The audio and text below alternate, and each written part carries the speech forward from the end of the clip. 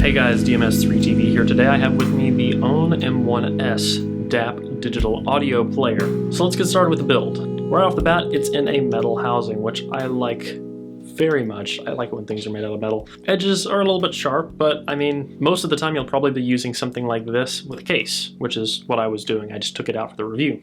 The DAP itself has a power button on the side, which is also a lock button, volume up and down, a back and home button, and then the navigation buttons. Now this isn't like a spinny wheel on an iPod. You can only click it in the different directions you need to navigate. It actually makes a funny sound too. Listen to this. You can tell the buttons are slightly loose on the front, which actually gives it kind of a premium feel. I do kind of like that. However, I wish the navigation was a little bit different. We'll get into that in a minute. There's also a Microsd slot on the side, as well as a charging point, 3.5mm single-ended output, and a 2.5mm balanced output. That's the thing, is that this is a balanced DAP. It also boasts branding on the bottom saying 32-bit DSD music player. I'm not a big DSD person, I pretty much just have everything in FLAC, but it's nice knowing the capabilities there if you are kind of into that. But this does support FLAC, and I loaded my FLAC library on here through the SD card on the side.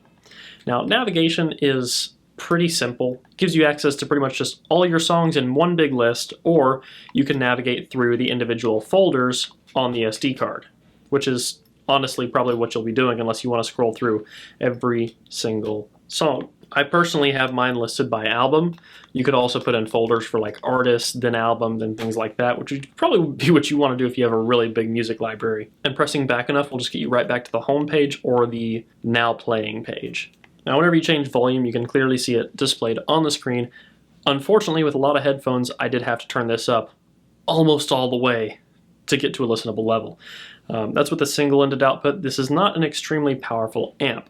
In fact, it's not as powerful as a phone. Now I will say that in most cases, this does sound better than a phone, significantly, in regards to the DAC built in, which is why the best pairing I found for it is using the 3.5mm single-ended and changing the mode on this to line out. Now in the line out function, as it would imply, you can run a short 3.5mm cable out of this into a small portable amp. Use this as your DAC and player, use the amp obviously as your amp, and then power headphones and have a very decent setup on the go.